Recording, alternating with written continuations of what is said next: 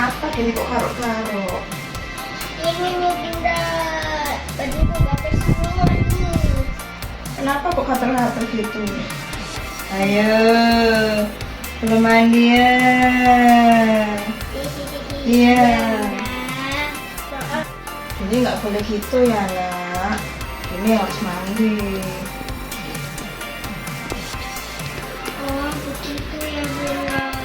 Ini jelasin, ini foto, ini ceritanya.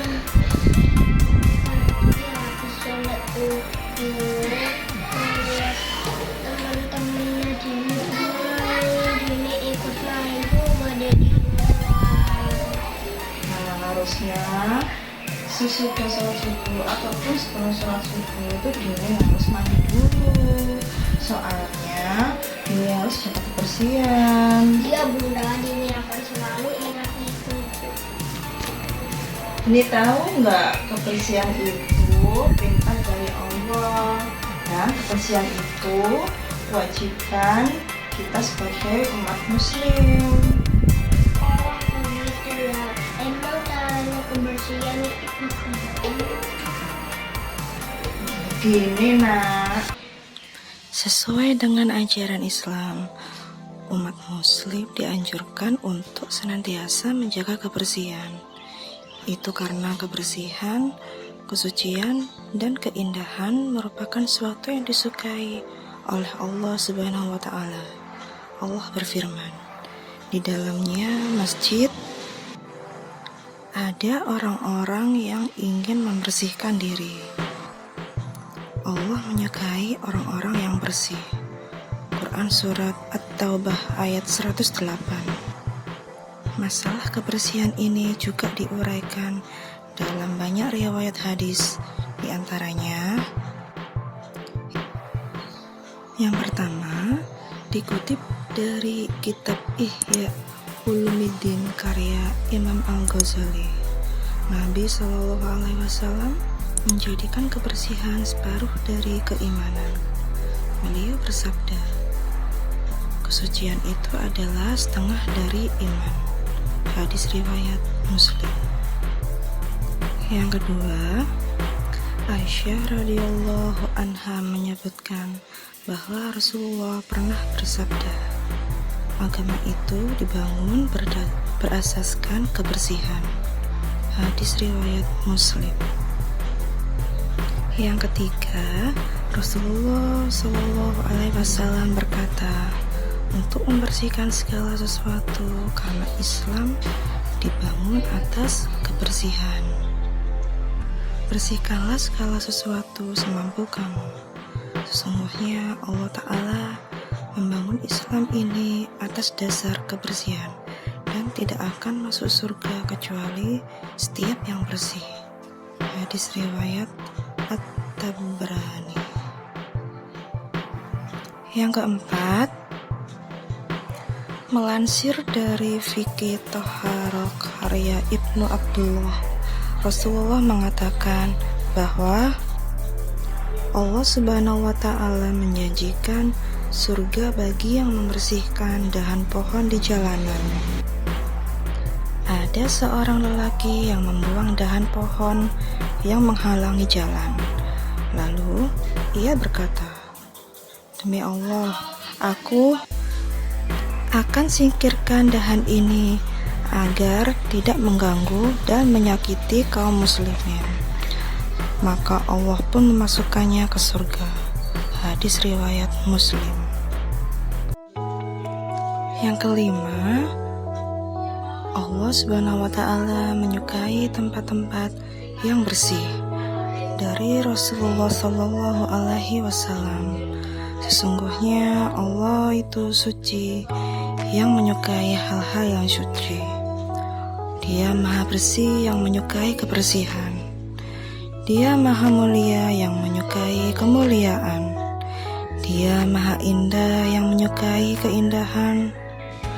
Karena itu, bersihkanlah tempat-tempatmu. Hadis riwayat Tirmizi. Yang keenam, tentang membersihkan halaman rumah yang bisa diterapkan untuk membersihkan lapangan sekolah atau koridor kelas. Berikut hadisnya. Bersihkan halaman kamu, karena sesungguhnya orang Yahudi tidak membersihkan halamannya. Hadis riwayat Tabrani. Yang ketujuh, hadis selanjutnya menyebutkan tentang kebersihan masjid dan musola. Rasulullah Shallallahu Alaihi Wasallam memerintahkan untuk membangun masjid di perkampungan dan memerintahkan untuk membersihkan dan memberi wewangian. Hadis riwayat Ahmad. Yang kedelapan, Rasulullah Shallallahu Alaihi Wasallam menganjurkan umatnya untuk mencuci pakaian yang dikenakan. Dari Jabir bin Abdullah, ia berkata, Rasulullah Shallallahu Alaihi Wasallam mendatangi kami dan beliau melihat seseorang berdebu dan rambutnya terbuai. Maka beliau bersabda, apakah dia tidak mendapatkan sesuatu yang dapat merapikan rambutnya?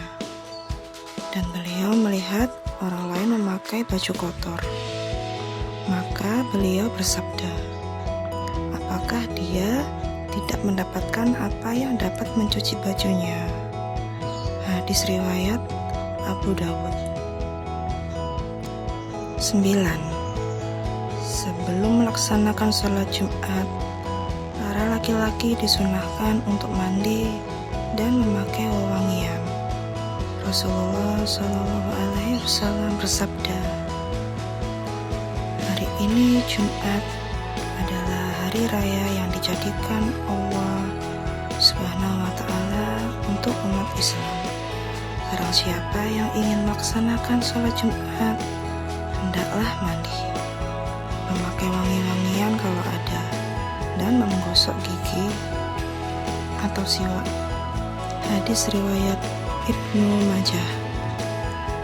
Yang ke-10, kunci sholat itu adalah kesucian. Hadis riwayat Tirmizi. Dan yang ke-11, Allah tidak menerima sholat salah seorang bila berhadas sampai ia berwudu. Hadis riwayat Bukhari. Namun mengutip buku Rahasia Bersuci oleh Al-Ghazali terbitan tahun 2016, kebersihan dalam Islam bukan hanya diartikan secara harfiah saja. Perkara terpenting dalam agama ini adalah menyucikan hati. Ketika membersihkan diri dari najis maupun hadas dengan menyiramkan air, pada saat yang bersamaan kita juga membersihkan hati dan menjaga kesucian batin dengan meluruhkan hal-hal keji dan kotor yang tertanam di dalamnya. Pada dasarnya, bersuci Toharoh memiliki 4 tingkatan, yaitu menyucikan jasmani dari segala hadas, noda, dan kotoran, menyucikan anggota badan dari perbuatan jahat dan dosa, menyucikan kalbu dari sifat-sifat tercela dan kehinaan yang dibenci Allah, menyucikan sir atau rahasia hati dari segala sesuatu selain Allah. Tingkatan ini merupakan kesucian yang dimiliki para nabi dan siddiqin. Oleh sebab itu, kebersihan itu merupakan sebagian dari iman. Menjaga kebersihan berarti memperkuat iman kita kepada Allah Subhanahu wa Ta'ala dengan menyucikan diri dari segala perbuatan yang dibenci Allah Subhanahu wa Ta'ala. Berdasarkan uraian tadi, dapat diketahui bahwa kebersihan menjadi salah satu aspek penting dalam agama Islam. Tak heran jika kita diwajibkan membersihkan atau menyucikan diri terlebih dahulu sebelum mengerjakan suatu ibadah. seperti berwudu sebelum sholat, mandi wajib, dan lain-lain. Oh, begitu ya Bunda cara kebersihan itu. Kalau begitu dini akan selalu menjaga kebersihan dini. Iya dong, harus itu. Ayo sobat, kita harus menjaga kebersihan karena kebersihan itu perintah Allah Subhanahu wa Ta'ala. Saksikan terus Creation Channel Edukasi. Like, subscribe, aktifkan tombol loncengnya, komen di bawah. Sampai jumpa. Wassalamualaikum warahmatullahi wabarakatuh.